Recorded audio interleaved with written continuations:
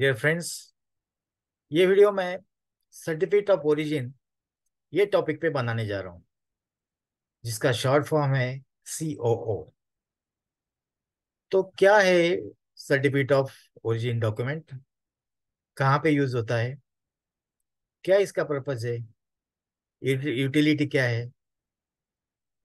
किस तरह का फॉर्मेट है? कौन इशू करवाता है? क्या इसको फीस लगती है? इस तरह के सारी बातें हम इस टॉपिक में डिस्कस करेंगे। तो बेसिकली सर्टिफिकेट ऑफ ओरिजिन ये एक डॉक्यूमेंट है जो एक्सपोर्ट और इंपोर्ट दोनों में यूज होता है। अभी इंपोर्ट में किस तरह से यूज होता है और एक्सपोर्ट में किस तरह से यूज होता है, ये हम बताते हैं। तो ये डॉक्यूमेंट जो है, ये दो तरह का सर्टिफिकेट ऑफ ओरिजिन होता है। एक नॉन प्रेफरेंशियल और एक preferential. Before going to the types, कि हम टाइप्स के आगे बढ़े, तो पहले हम कि ये डॉक्यूमेंट क्या है। तो this is a document which is required by every country, कि जहाँ जो भी कंट्री इंपोर्ट करती है, वो कंट्री की डिमांड है कि ये जो गुड्स आप भेज रहे हैं हमें, इसका ओरिजिन कहाँ पे है। क्या ये आपकी कंट्री का ओरिजिन है, या फिर आप दूसरे से लेके हमको भेज रहे हैं। तो ये सर्टिफिकेट ऑफ ओरिजिन जो है, ये अब अगर आप आपकी कंट्री का देते हैं तो ठीक है। अगर वो दूसरे से आया और आप फिर आपकी कंट्री का करके सर्टिफिकेट ऑफ ओरिजिन देते हैं, तो वो चीटिंग हो सकता है। तो लाइक दैट, क्योंकि इससे जो एग्रीमेंट्स है बिटवीन द कंट्रीज, ये वायलेट होते हैं। तो सर्टिफिकेट ऑफ ओरिजिन जो है, ये इंपॉर्टेंट फैक्टर है। और हर एक कंट्री जो इंपोर्ट करती है, ये चाहती है कि सर्टिफिकेट ऑफ ओरिजिन जो है, इसका जो सर्टिफिकेट है, ये प्रॉपर वे से आए अपने पास, और वही कंट्री का है जिस कंट्री हमें एक्सपोर्ट कर रही है। तो बेसिकली एक्सपोर्टर जब एक्सपोर्ट करता है और उनके एग्रीमेंट के हिसाब से, फिर एक्सपोर्टर को ये सर्टिफिकेट की रिक्वायरमेंट होती है, क्योंकि वो इंपोर्टर को भेजने की जरूरी होती है। तो एक्सपोर्टर जो है कि चेंबर ऑफ कॉमर्स या एक्सपोर्ट प्रमोशन काउंसिल, या फिर DGFT, या फिर सेल्फ सर्टिफिकेशन बेसिस, जो DGFT में जिन जिन लोगों को अप्रूवल दिया है कि आप ही इस तरह का सर्टिफिकेट ऑफ ओरिजिन बनाओ और आप ही भेजो, तो ऐसी कुछ एग्जेम्प्टेड पार्टी है कि जिसको उन्होंने ऑथराइज किया है। तो कौन सी पार्टी है? तो जो स्टेटस होल्डर है, स्टार एक्सपोर्ट हाउसेस है, उनको DGFT ने इस तरह का सेल्फ सर्टिफिकेशन के लिए ऑथराइजेशन दिया है, तो अपने आप वो बना के भेज सकते हैं। लेकिन जो एक्सपोर्टर बाकी जो है, नॉर्मल एक्सपोर्टर, उनके लिए तो एक्सपोर्ट प्रमोशन काउंसिल या चैम्बर ऑफ कॉमर्स के ही तरफ उनको एप्लीकेशन करना पड़ेगा।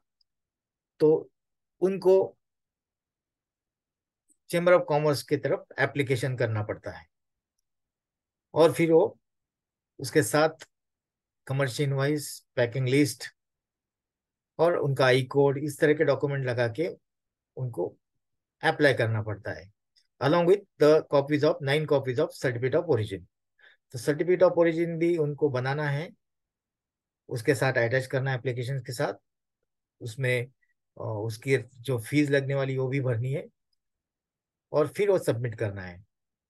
फिर सबमिट करने के बाद एक्सपोर्ट काउंसिल जो है, या फिर चैम्बर ऑफ कॉमर्स, उसका वेरिफिकेशन करेंगे, स्क्रूटिनी करेंगे, और उसके बाद आपके सर्टिफिकेट ऑफ ओरिजिन पे अपना स्टैंप लगा के आपको वापस करेंगे।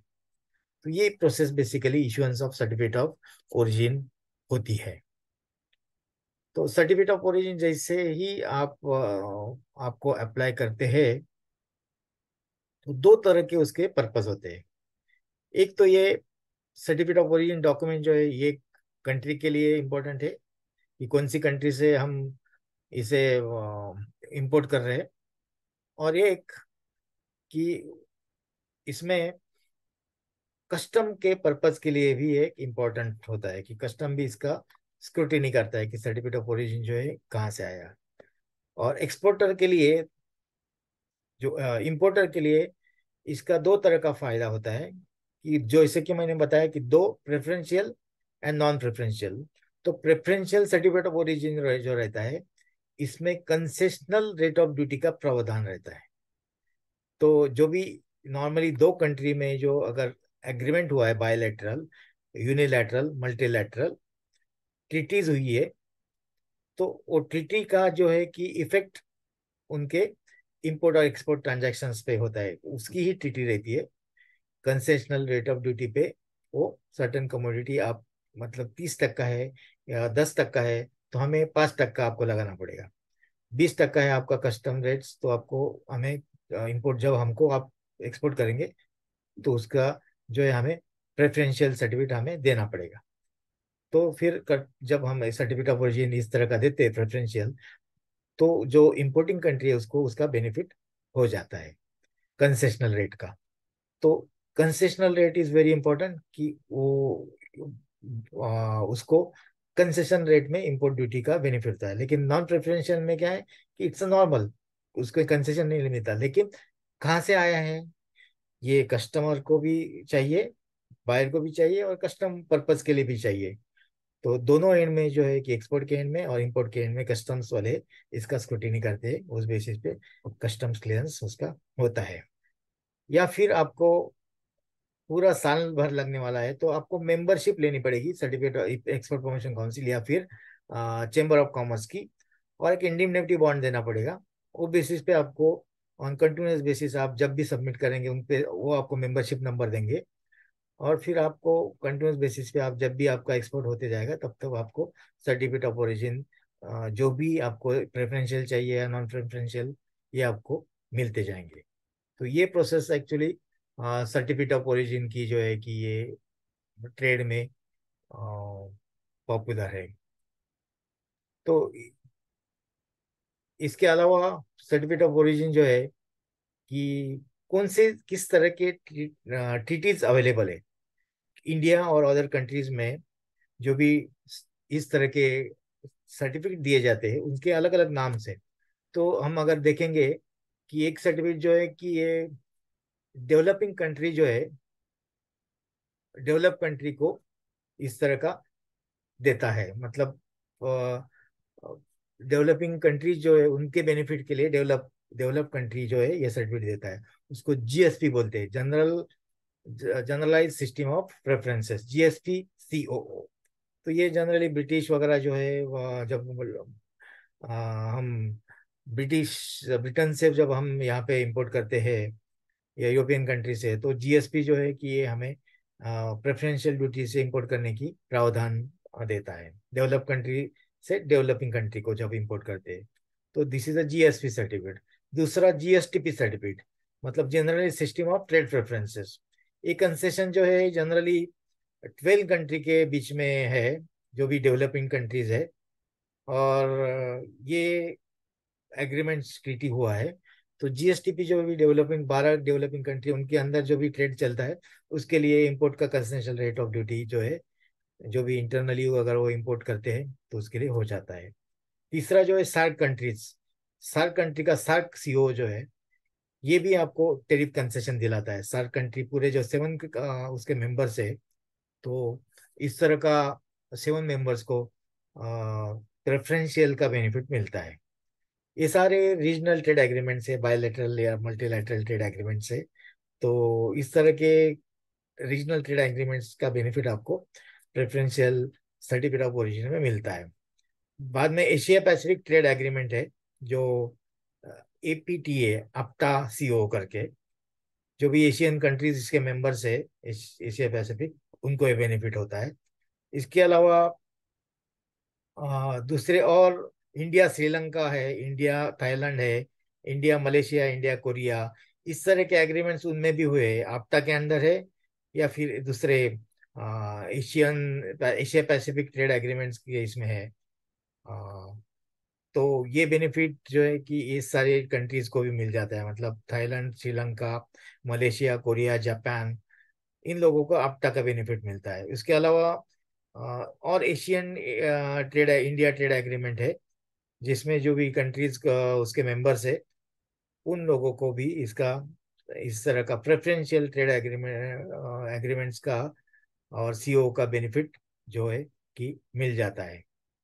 तो ये सारे आपको जो प्रेफरेंशियल ट्रेड एग्रीमेंट्स जो है, अगर आपको इस कौन कौन से एग्रीमेंट्स इंडिया ने बने हुए हैं, किसके के साथ बने हुए हैं, ये अगर आपको देखना है तो बहुत सारे वेबसाइट से, पहले तो डीजीएफटी के वेबसाइट पे आपको मिल जाएगा, या फिर आपको मिनिस्ट्री ऑफ कॉमर्स के वेबसाइट पे जो है कि वहाँ पे आपको इसका पूरा डिटेल मिल सकता है। तो अम, ये देखते हैं कि सर्टिफिकेट ऑफ ओरिजिन अगर नहीं है तो आपको ये बेनिफिट का जो कंसेशनल रेट ऑफ ड्यूटी और सर्टिफिकेट ऑफ ओरिजिन, इसके बिना आपका कस्टम क्लियरेंस भी रुक सकता है। अगर ये डॉक्यूमेंट आपने नहीं लिया और एक्सपोर्ट किया तो आपके यहाँ से भी जा नहीं सकता है। अगर यहाँ से गया भी आपका तो वहाँ कंट्री में वो जाके रुक जाएगा, उसके वजह से डिले हो जाएंगे, फिर आपको डैमरेज और डिटेंशन चार्जेस का सामना करना पड़ेगा। तो ये इंपॉर्टेंट डॉक्यूमेंट है, ताकि आप अगर इसका इम्पोर्टेंस समझ जाते हैं तो बेसिकली आपको इसको अप्लाई करना है with in the period of export. आप जब करने वाले हैं कि जैसे मैंने बताया कि डैमेजेस और डिमरेज, अगर आपको डिटेंशन चार्जेस अगर बचाना है तो ये भी आपको प्लान में रखना पड़ेगा और एग्जीक्यूशन में रखना पड़ेगा कि कब अप्लाई करना है, कब मिलाना है। तो ये बेनिफिट्स दोस्तों की इसके है कि कस्टम क्लियरेंस को एक ये टूल है कि इसके थ्रू कस्टम क्लियरेंस एक आइडेंटिफिकेशन करता है गुड्स का, और फिर customs valuation as well as customs duty assess भी करता है, क्योंकि अलग अलग कंट्री से अलग आने वाले पे अलग अलग उनका असेसमेंट रहता है। दूसरा कि इसके अलावा कि टैक्सेस और ड्यूटी जो है कि पेबल के लिए भी एक ये डॉक्यूमेंट यूज होता है। इसके अलावा एक्सपोर्टर और इम्पोर्टर के लिए क्या है कि क्विक उसका क्लियरेंस होने के लिए सर्टिफिकेट ऑफ ओरिजिन ये एक इसेंशियल डॉक्यूमेंट ट्रीट किया जाता है, क्योंकि बाकी कंट्री जो जिस पे बैन है वो कंट्री का ओरिजिन वाला जो भी है आप गुड्स इंपोर्ट नहीं कर सकते, एक्सपोर्ट नहीं कर सकते। तो जिन पे बैन है उनको ओरिजिन का नहीं चाहिए, जिनका बैन नहीं है उनको फिर इमीडिएट क्लियरेंस के लिए मिल जाता है, प्रेफरेंशियल या नॉन प्रेफरेंशियल है। तो एज अ रिजल्ट ये सर्टिफिकेट ऑफ ओरिजिन आपके ट्रेड में जो भी ट्रांजेक्शन है उसको क्विक होने के लिए, जल्दी होने के लिए फैसिलिटेट करता है। तो ये सर्टिफिकेट ऑफ ओरिजिन दोस्तों हमने आपके सामने बातें रखी। इसका जो भी है कि फॉर्मेट हम यहाँ पे डिस्प्ले कर रहे हैं। इसी के साथ दोस्तों कि अगर आपको वीडियो अच्छा लगे तो यूट्यूब पे जाके हमारे चैनल को सब्सक्राइब कीजिए, बेल आइकन दबाइए।